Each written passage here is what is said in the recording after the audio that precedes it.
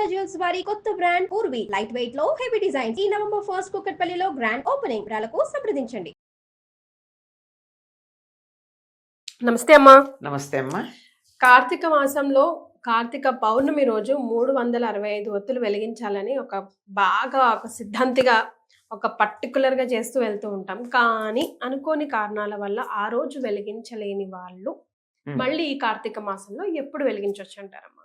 ఏ రోజు చేయాల్సిన పని ఆ రోజు చేస్తే బాగుంటుంది. నిజానికి చెప్తా, ఏ రోజుకి ఆ రోజు దీపాలు వెలిగించటం కుదరని వాళ్ళు ఎక్కడన్నా మిస్ అయిన దాన్ని కంప్లీట్ చేయడానికి కదా 365 ఒత్తులు వెలిగిస్తారు. ఆడవాళ్ళకు కుదరదు, ఏదో కారణంగా. దీనికోసం ఆరోగ్యాన్ని చెడగొట్టుకోలేరు కదా. మరి ఈ లోపల మృతాశౌచమో జాతాశౌచం అంటే మైలో పురుడో ఏవో రావచ్చు, పొరుగురు వెళ్ళొచ్చు, ఇంకో ఇబ్బంది కావచ్చు, వెలిగించలేరు కదా. పొద్దున వెలిగించలేకపోతే సాయంకాలం వెలిగించుకోవచ్చు, సాయంకాలం వెలిగించుకోలేకపోతే పౌర్ణమి మిగిలి ఉంటే మర్నాడు వెలిగించుకోవచ్చు, అంతే కదా. సాధారణంగా పొద్దునే వెలిగిస్తారు. ఇది క్షీరాబ్ది ద్వాదశేమో సాయంకాలం వెలిగిస్తారు, పౌర్ణమికేమో తెల్లారుజామున వెలిగిస్తారు. అయితే దీనికి ఈ మధ్య ప్రతిదానికి అవకాశం లేనటువంటి వాళ్లకు సౌకర్యం ఇచ్చే పద్ధతి మన సంప్రదాయంలో ఉంది గనక మనకి తృప్తి కలిగించటం కోసం ఏదో ఏకాదశి నాడు కూడా వెలిగించుకోండి అని చెప్తున్నారు. ముందరే మనకి ఇబ్బంది వస్తుంది అని తెలిసే సూచనలు ఉంటాయి. ఉదాహరణకి అమ్మాయికి డెలివరీ ఒక 4-5 రోజులు అటు ఇటుగా అన్న టైంకి వస్తుంది కదా, లేదా ఆడవాళ్ళకు వచ్చే ఇబ్బంది, ఇట్లాంటివి ముందే తెలిస్తే క్షీరాబ్ది ద్వాదశి నాడే వెలిగించేసుకుంటారు చాలా మంది. కుదరదు అని ముందర ఊహ తెలిసే ఉన్నాయి కదా. కొన్నిసార్లు ఇంటికి పొరుగురు వెళ్లాల్సి రావచ్చు, ఏదో పెళ్లికి. అదేం విచిత్రము, కార్తీక మాసం అంతా పెళ్లిళ్ళే, ఉపవాసాలు ఉంటామా, భోజనాలు చేస్తామా? అవునమ్మా, అవునా, పెళ్లిళ్ళే. అసలు 45 లక్షల చిల్లర పెళ్లిళ్ళు ఉన్నాయంటమ్మా ఈ 2 నెలల్లో, ఈ నవంబర్ డిసెంబర్ లో. అదే కదా, 45 lakhs మన ఇండియాలో.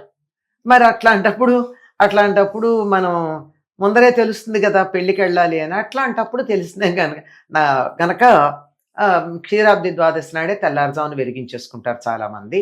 లేదంటే ముందర చతుర్దశి నాడు వెలిగించుకునే వాళ్ళు ఉన్నారు. ఎందుకంటే తెలిస్తే, తెలియకుండా ఆలస్యం అయితే మాత్రం ఏకాదశి నాడు వెలిగించుకుంటే పర్వాలేదు అని చెప్పారు.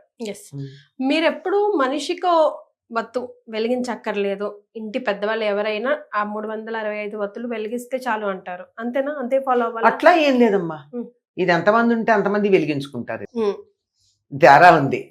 ఏంటంటే ఇంటి యజమాని దీపం పెడతాడు కదా, నేను పెట్టుకోలేదని ఫీలింగ్ ఉండొచ్చు నాకు. ఇంట్లో 4 కోడళ్ళు, కూతుళ్ళు, మనవరాళ్ళు ఉంటారు కదా, వీళ్ళందరూ అనుకుంటారు కదా మేము చేయలేకపోయామే అని. అట్లాంటి వాళ్ళందరూ ఎవరెవరు అనుకున్నారో వాళ్ళంతా విడివిడిగా వెలిగించుకోవచ్చు. వెలిగించుకోకపోయినా దండం పెట్టుకున్నా చాలమ్మా. మరి ఇంట్లో అమ్మ ఉంది, అత్తగారు ఉంది, ఆవిడ వెలిగించింది, మిగిలిన వాళ్ళందరూ వచ్చి దాంట్లో కొంచెం నూనె వేసి దండం పెట్టేసుకుంటే అందరూ వెలిగించిన ఫలితమే వస్తుంది. లేదు, ఈ మధ్య కాలంలో యూనిటీ లేదు కదా మనకి, అంచేత విడివిడిగా ఫీల్ అవుతున్నాగా, అంచేత విడిగా వెలిగించుకుంటాం. కానీ మనం చేత్తో వత్తి చేసుకొని పెడితేనే ఎక్కువ ఫలం అంటారు. చేత్తో ఇట్లా చేయరమ్మా, ఇట్లా చేస్తారు. ఇట్లా పత్తి ఇలా పుచ్చుకుని ఈ 3 వేళ్ల మధ్య నుంచి పత్తి తీసి ఇలా ఇలా ఇలా ఇలా తిప్పుతూ చక్కగా దారంలాగా దానికి వడి అంటారు, మెలికి తిరుగుతుంది. ఆ మెలికి తిరుగుతూ వచ్చిన దాన్ని తీసి ఈ 3 వేళ్లకి ఇట్లా చుట్టి ఇట్లా తిప్పుతారు. అది ఒత్తి చేసే పద్ధతి. ఇది అడ్డ ఒత్తి. బొడ్డు ఒత్తేమో ఇలా పత్తి తీసి దీన్ని ఇలా అంటే కింద చిన్న మొగ్గలాగా ఉండి పైన కాడుస్తుంది. అట్లాంటి 3ని కలిపి మళ్ళీ కొంచెం పత్తి పెట్టి ఇట్లా తిప్పుతారు. అది బొడ్డు ఒత్తి. సరే, మామూలుగా అందరూ చేసేది ఇది. ఈ మధ్య రకరకాల ఒత్తులు వస్తున్నాయి. 8 ఇలా ఈ బొడ్డు ఒత్తుల్లో మధ్యలో 3 ఉంటాయన్నామే, ఆ 3ని 8 పెట్టి దాన్ని కమల ఒత్తులని అనేక రకాలు నేను ఈ మధ్య చూశాను. ఈ 365 ఒత్తులమ్మా తీసుకోండి, నాకు ఇంత చిన్న ఒత్తి ఇచ్చారు నాకు. అది 3 ఉన్నాయి ఇటు అంటే 365 పోగులు వేసేసి ఒక ఒత్తి చేసేసారు. అదే అమ్మ, ఇప్పుడు 15th వరకు జనరల్ గా ఫస్ట్ 15 days అంటే కార్తీక పౌర్ణమి వరకే విశేషంగా చేసుకుంటారు. ఆ తర్వాత కూడా విశేషంగా చేసుకోవాల్సిన రోజులు ఏమైనా ఉన్నాయా కార్తీక మాసంలో, ఇట్లా ఏకాదశితో పాటుగా? ప్రత్యేకంగా ఏం లేవమ్మా. గోవత్స ద్వాదశి అనేది ఒకటి చేస్తారు అంతే, అంతకన్నా ఇంకేం లేదు. ఫస్ట్ 15 రోజులే ముఖ్యంగా. ఆ తర్వాత చివరికి పోలీస్ వర్గానికి వెళ్లే రోజు అమావాస్య, అంతే. సో పోలీస్ వర్గంతో కార్తీక మాసం ఎండ్ అవుతుంది. అవునమ్మా. ఎంతో పుణ్యాత్మురాల్లో ఆవిడని ఒకసారి గుర్తు చేసుకుందామమ్మా. తప్పనిసరిగానమ్మా. ఇది ఒక ఆవిడ కోడళ్ళు ఉన్నారు. ఎందుకో పెద్ద కోడళ్ళు అంటే ఇష్టం, చిన్న కోడలు అంటే పెద్ద చులకన. రివర్స్ ఉండాలి కదా అమ్మా, ఎక్కడైనా చిన్న కోడలు ఎక్కువ ఇష్టపడతారు, బాధ్యత ఎక్కువ. ఇక్కడ ఎందుకో తెలియదు అట్లా. మరి అయితే ఏం చేస్తుంది ఆవిడ, నువ్వు ఇంట్లో ఉండు మాతో రావద్దు అని చెప్పి వీళ్ళు తెల్లారుదామని గోదావరికి వెళ్ళిపోయేవారు అత్తగారు కోడళ్ళు. ఈ అమ్మాయిని రానిచ్చేవారు కాదు నది స్నానానికి. నదీ స్నానానికి అంటే కార్తీక మాసంలో నదీ స్నానము దీపం వేద ప్రధానం. అయితే ఈ అమ్మాయి ఏం చేసేదంటే వాళ్ళు అలా వెళ్ళగానే బావి దగ్గరే ఇదే గోదావరి అనుకుని స్నానం చేసేది. చేసి మరి దీపం వెలిగించటానికి ఒత్తి నూనె ఇలాంటివి ఉండవుగా, అందుకని చెట్టుకున్నటువంటి పత్తికాయల నుంచి వచ్చిన కాస్త పత్తి తీసి ఒత్తిలాగా చేసి మజ్జిగ చేసిన కవ్వానికి ఉన్నటువంటి వెన్నకి దీన్ని ఇలా తిప్పేది. అది కొంచెం ఉంటుంది కదా వెన్న, దాంతో దీపం వెలిగించి తులసిమ్మ దగ్గర పెట్టి మళ్ళీ దూరం నుంచి వచ్చే వాళ్ళకి కనపడకుండా ఉండడానికి దాని మీద బియ్యం వాడేసే బుట్టను ఉంటుంది. అంటే వెదురు బుట్టలు ఉంటాయి, దాంట్లో బియ్యం గడికి అందులో పోస్తే నీళ్ళన్నీ కారిపోతాయి, అది తీసుకెళ్లి ఎసట్లో పోసుకుంటారు. ఆ వెదురు బుట్ట దాని మీద బొర్లించేది. అత్తగారు అలా దూరంగా కనపడంగానే మళ్ళీ దీపం దూరానికి కనపడుతుందిగా, అందుకని బొర్లించేది అనమాట. అక్కడ వాళ్ళు వస్తున్న అలికిడి కాగానే ఇవన్నీ తీసి అక్కడ పెట్టి తన గుట్టు చప్పుడు కాకుండా దుప్పటి ముసుగు పెట్టు పడుకునేది. ఇట్లా అయిపోయింది. ఇట్లా చేసింది. చివరి రోజున నెల అయిపోయిన తర్వాత కార్తీక దీపాలు దాంట్లో వదులుతారు కదా, గోదావరి జిల్లాలో చాలా ప్రసిద్ధిది. నదిలో వదులుతూ ఉంటే ఆ వదులుతున్నటువంటి వాళ్ళకి పోలి స్వర్గానికి వెడుతూ విమానంలో కనపడింది. దీని పేరు పోలి, ఆఖరి కోడలి పేరు కనపడింది. అయ్యో మా కోడలే మమ్మల్ని కూడా తీసుకెళ్ళి, మా కోడలతో పాటు మమ్మల్ని కూడా తీసుకెళ్ళమని వెళ్ళడితే మీరెవరూ రావడానికి వెళ్ళలేదని వాళ్ళు పైగా కావాలని కిందగా వెళ్ళిందట దేవదూతలు విమానం తీసుకెడితే. విమానం పట్టుకునే ప్రయత్నం చేస్తే తోసేసారట.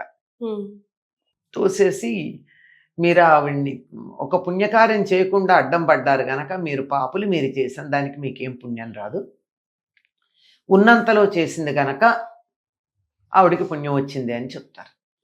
కథ ఇదే అయినా దీని నుంచి నేర్చుకోవాల్సిన చాలా ఉందమ్మా. ఏమంటే నేనొక్కతినే పుణ్యాన్ని సంపాదించుకోవాలి అనుకోకూడదు, ఇతరులు కూడా పుణ్యం సంపాదించుకునే వెసులుబాటు కలిగించాలి.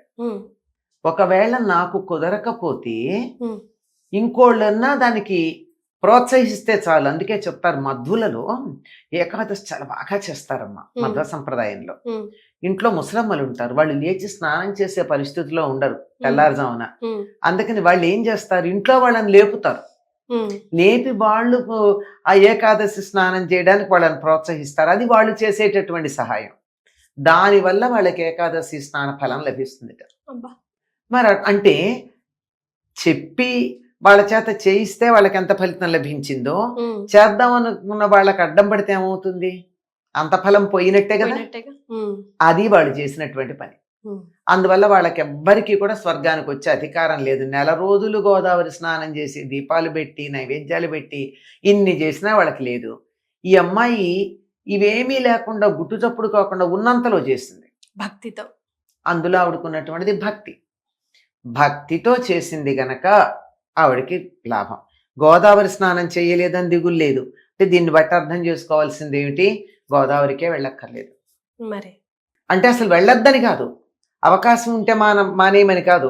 అవకాశం లేనప్పుడు గోదావరి లేదు కనుక నేను ఎందుకు తెల్లారుజాము స్నానం చేయాలి అని అనుకోకూడదు. మనం చాలా సార్లు అట్లాగే అనుకుంటాం కదా, ఫలాంది లేదు కనుక నేను పూజ చేయను, అగరొత్తులు లేవు గనక ఇవాళ దీపం ఉంది దేవుడి దగ్గర కూర్చొని దండం పెట్టుకోను, నూనె అయిపోయింది కనుక పూజ చేయని, ఇలాంటివి ఉంటాయి కదా.